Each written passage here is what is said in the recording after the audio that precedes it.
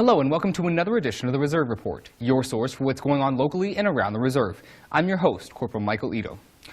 The Commandant released a white letter discussing sequestration and the immediate impacts it will have on our Corps.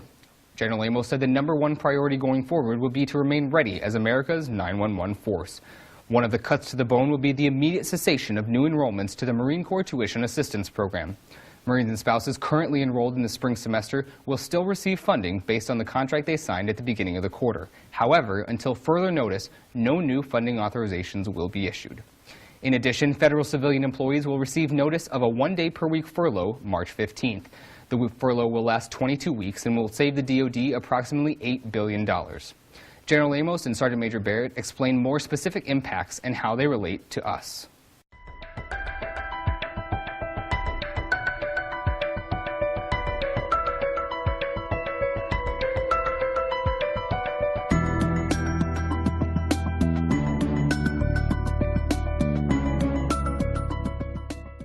Marines, sailors, family members, civilian Marines.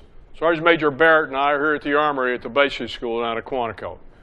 And the purpose is to talk to you about where we are, as much as we know today with regards to sequestration and continuing resolution and all the different things and possibilities that are going on that are either obvious or some things we're not even sure of yet. But we want to talk to you about them. I published a white letter last Saturday. And in that, I promised you that we would come to you with a video just as soon as we had more information. So at the end of this week, I want to tell you what we know now.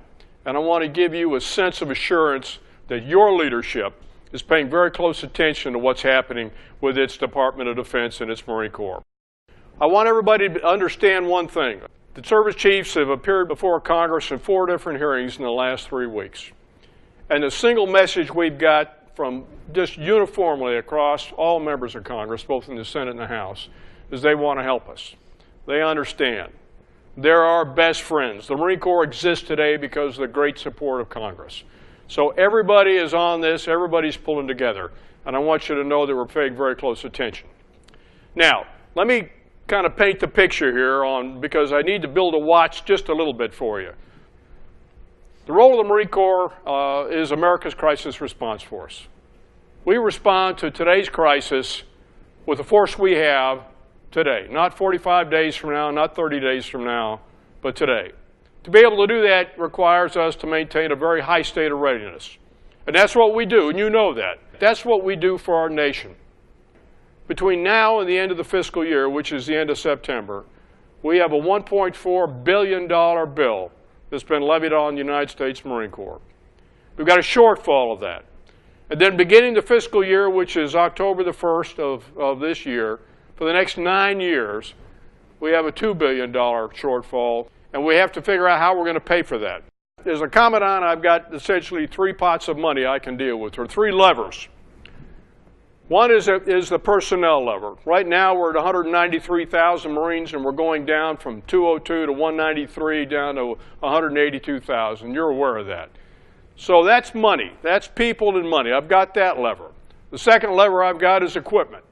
And that's the recapitalization of the equipment that's coming out of Afghanistan, sending it through the depots, getting it reset. That's also the new equipment that we're buying, whether it be a weapon system, or whether it be an airplane, or whether it be a new ground tactical vehicle or the amphibious combat vehicle. That's equipment. So that's my second lever, or my second pot of money. And the third pot of money I've got to deal with as I try to balance the Marine Corps is what we call operations and maintenance. That's the money we use to pay for ammunition. That's the money we use to pay for our fuel. That's the money we use to pay for our training at 29 Palms, our professional military education.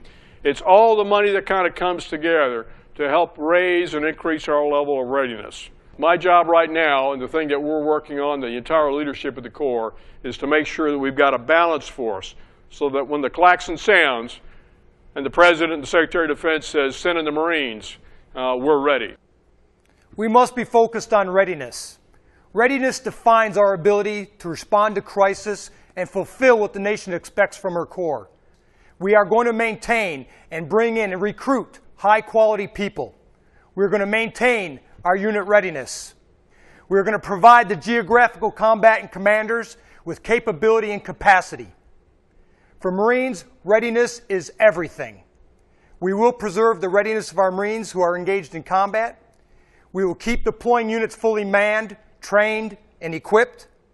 We will do our best to ensure the units preparing to deploy have the resources and training necessary for the next mission. This will, in the short term, ensure we remain ready for the fight and for any crisis. To be able to do this, we've got our folks right now juggling accounts and moving money around. We've moved $450 million just within the last 30 days. $280 million of that dollars went to what we call the operational forces. Those are the forces that are next to deploy. Our forces in Afghanistan aboard MEUs, those that are forward deployed in the Pacific, those that are in the Persian Gulf, they're all in a very high state of readiness. So not to worry about that. But I moved this money into readiness so that all those forces that are getting ready to go will also be prepared to deploy in that same high state of readiness. So where am I getting the money from? We're taking it out of facility sustainment. Congress has been generous enough in the last 5 to 6 years to give us $2.3 billion worth of new BEQs, new facilities, new armories, new headquarters. All that requires money to maintain them. Our bases and stations, our education system. I'm taking money and moving them out of there between now and the fiscal year so that we are ready to deploy at a moment's notice. So we're going to continue to do this. At some point, and you've already figured this out, this will become unsustainable. I told Congress yesterday in a testimony that I'm going to continue to do this until we run out of money. I'm not naive enough to think that we can do this for forever. We do have to recapitalize the Marine Corps. We do have to modernize the Marine Corps. We have to prepare it for the future. But in the short term, I'm moving money around, and this is going to require all of us to take a different perspective on your piece of the Marine Corps, and it's going to require all of us to take a look at how we sacrifice for the good of the institution. What does this mean, Marines? It means we're going to continue to sacrifice. We're going to continue to live hard, train hard, and fight hard, providing our nation the capability to contain crisis, to fill the gap, and hold the line. We don't know when or where we're going to fight next, but know that we are ready to leave tonight. In preparation for these budget cuts, base and unit commanders have already begun to conserve resources. You may see hour changes in certain facilities around the installation. You may see gate hours change. Across our bases and stations, you will begin to see decreased facility maintenance and sustainment. Marines, we must continue to train smart and fight smart. Marines, I need you to understand how you fit in on this.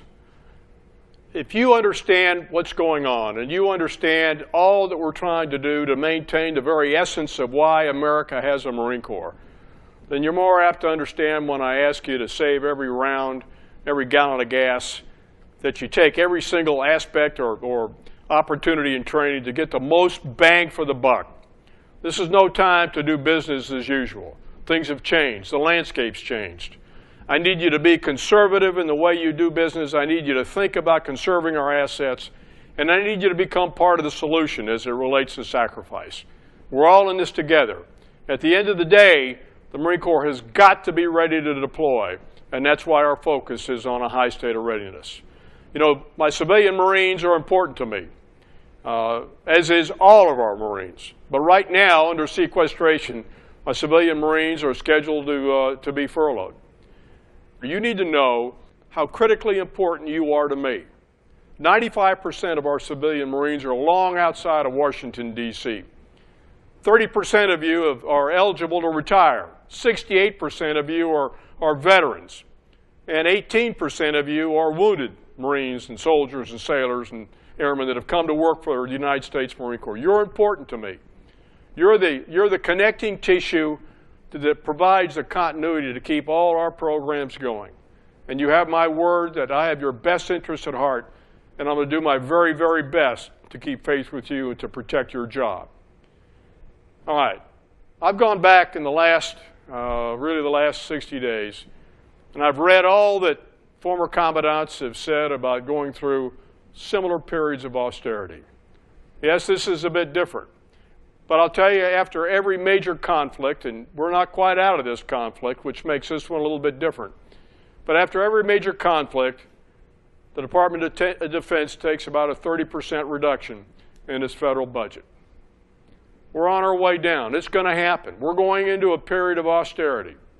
So this, in some ways, we've seen before. Maybe not exactly, maybe not precisely the same, but to some degree, the Marine Corps has been here before. As I've gone back through and read the readings of those great commandants that have gone before me, the single theme that they've said to me in writing is, we'll get through it okay. We may be leaner, we may be smaller. We're going to be okay. My intent is to keep faith with you. Sergeant Major Barrett's intent, the senior leadership of the Marine Corps' intent is, we're going to keep faith with our Marines, our sailors, our family members, and our civilian Marines. Sergeant Major and I get it. It's our intent to come to you as often as we need to, as often as we have fresh information, and we'll use this same venue and to come back and update all of you. God bless the Marines, and Semper Fidelis. Another little-known impact of the sequester is the closure or limiting of hours of dozens of Marine Corps gyms across the country. One thing you don't need a gym for is pull-ups. And with females transitioning from the flexed arm hang to pull-ups, the exercise has never been more in the spotlight. Major Ann Bernard shows us how to properly conduct a pull-up.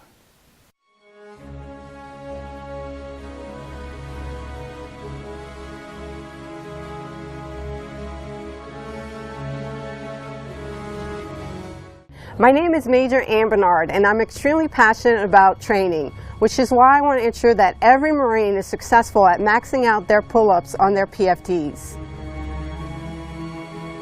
I started lifting weights when I was 16 years old when I decided to join the Marine Corps, which means I've been training consistently for the last 19 years.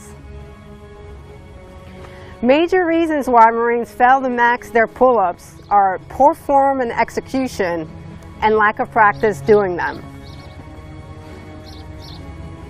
The proper execution of a pull-up is with a wide grip stance, pulling up, squeezing your shoulder blades, and fully maximizing the use of your back.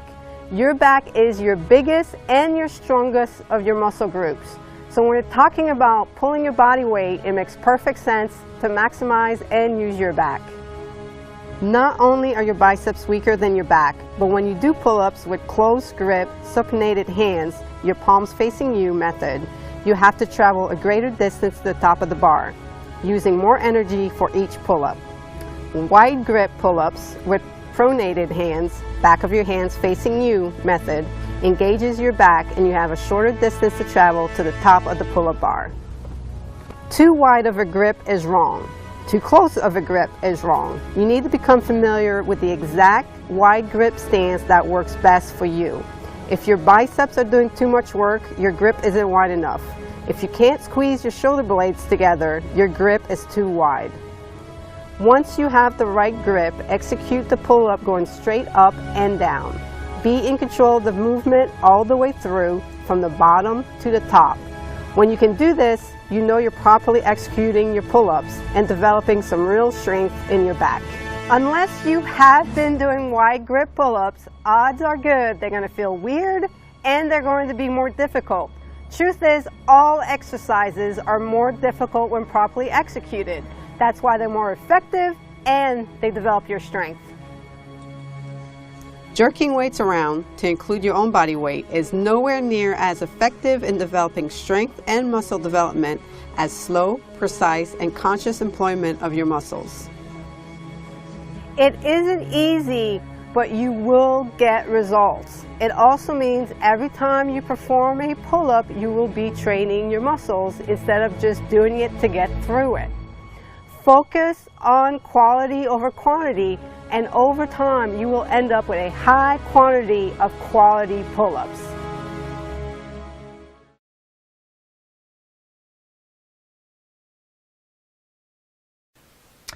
As of January 1st, 2014, all Marines are required to perform pull-ups on the annual PFT. So if you haven't started your workout yet, you better start now.